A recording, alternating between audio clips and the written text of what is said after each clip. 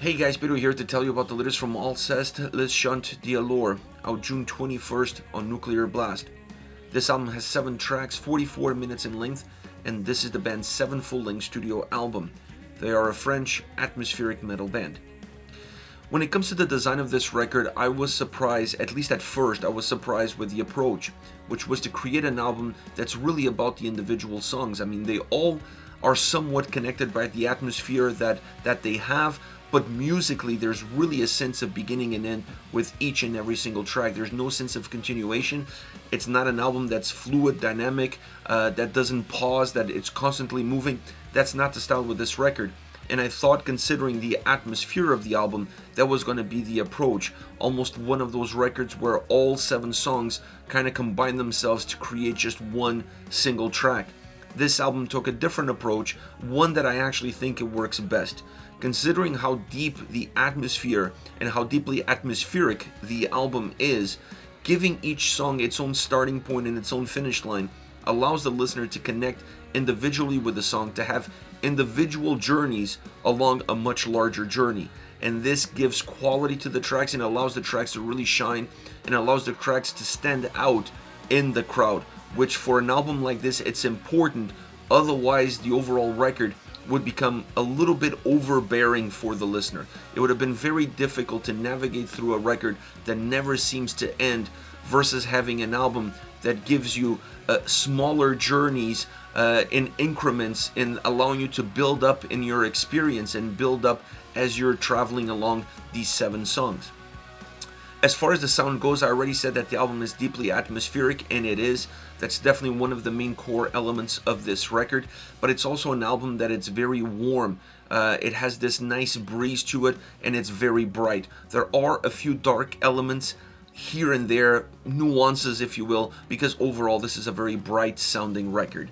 And with that experience comes also the ability to create an album that doesn't have boxes, that doesn't have shapes, that doesn't control where the sound is going. The sound moves freely across each and every single song. There are no ends to where that sound can go. The sound just dissipates into open space, so it has that sense of freedom that comes from that overall brightness. The album is very open from that standpoint. It's also a record that feels thin, because when you have an album that is this atmospheric, that doesn't bring darkness within that atmosphere, and that has that warm and bright sound, you're also going to create a very thin overall sonic experience. And this record definitely offers that. It doesn't feel overly textured, it doesn't feel overly layered.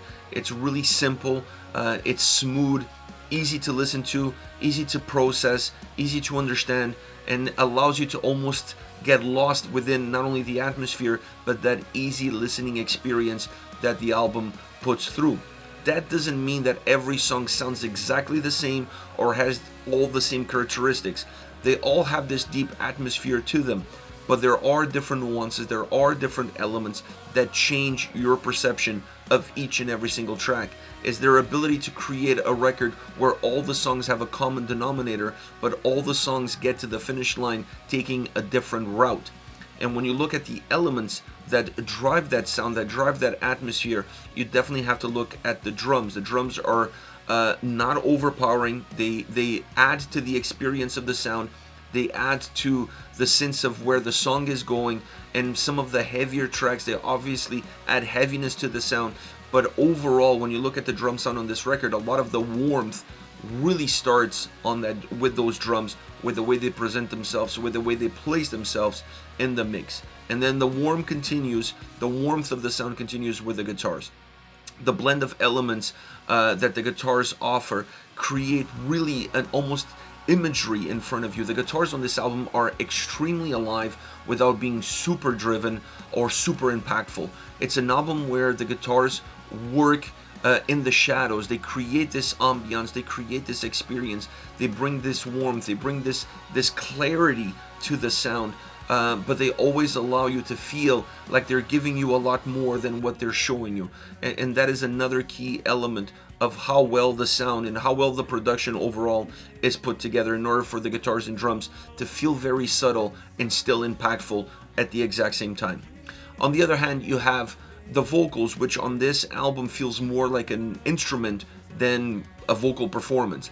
I like the warmth of the vocals. I like the simplicity of the vocals, and I like that the vocals are a huge part of what the atmosphere of the album is all about.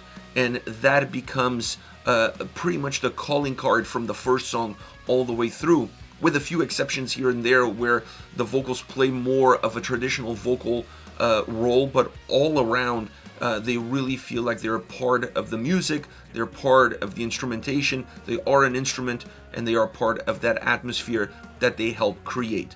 All around, it's a very light record that allows you to lose yourself in it because of the simplicity that it offers and the atmosphere that engulfs it. I feel at times the album was a little bit too bright. It needed some darkness here and there to create some contrasts. It's hard sometimes to navigate through an album that's deeply dark across 44 minutes, but it's equally difficult to navigate through an album that is equally bright across 44 minutes. And this album definitely created some challenges, not because of the structure, not because of the design of creating a sense of beginning and end with each and every single song, but just the overall atmosphere, the overall experience of this record. While the sound and how that experience is delivered might be changing, what you're experiencing stays very consistent across 44 minutes, and that at times it's a little bit too much to handle. As far as favorite songs are concerned, I want to start off with Komorebi. This is the opening track, and I really like this song in terms of what it alternates. It alternates the brighter moments of the song with some heaviness, never too heavy, but some heaviness. And this allows the track to have this more of an internal movement that you could see from the more powerful side of the drums on the heavier side of the sound to the more warmer side of the drums on the less heavier part of the sound. The guitars are very melodic, very bright, very open, really opening up the sound and opening up the experience of the song. And the vocals offer a lot more atmosphere than anything else. They really become that additional instrument that adds atmosphere, that adds impact, and they have great texture as well. So they are adding a much thicker layer of atmosphere, or adding to that thicker layer of atmosphere that the song already has. Great way of starting the record, because it's a song that really represents the album well, and from the get-go you kind of know what you're getting yourself into. Next we have Réminiscence, and this is predominantly a piano track. Now there are some cellos as well, but this is a predominantly piano track, and that offers a different style, a different sound, very rich, very atmospheric, but with a different element creating that atmosphere, depending a lot more on the pianos, a lot more on the vocals to work well with the pianos to create a collaboration between the two, creating a very classical sound, a very stripped down sound, a very warm sound, but with some residues of cold, because when you're talking about a piano, there's always an element of darkness that is associated with that sound that, that sprinkles itself through this song. But overall, a really interesting track, a track that breaks the record, a track that has its own uniquenesses in that piano sound, and that really helps divide the album into two. And it was a much needed break, as you almost need a reset in order to prepare yourself for what comes after. Last but definitely not least, the last song on the record, Les Adieux, The Goodbye. And this is a track that the moment you start listening to it, it does have a sense of finality. It has a different guitar sound from any other track on this record. It adds some acoustic elements to it, which definitely adds to the sense of finality that the song has, to the sense of ending that the song has.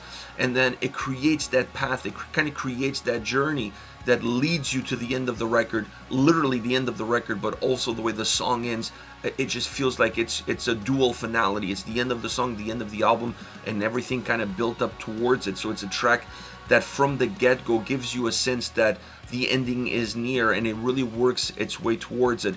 It has a stripped down approach. It's a beautiful closing song for this record, and the vocals on this track are perhaps a little bit more defined than on some of the previous songs, and that allows the track to have a little bit more power and a lot more emotion. It's definitely a more emotionally driven track, and from that emotion you also get that sense of finality. The two are perfectly tied in with one another as the album comes to an end.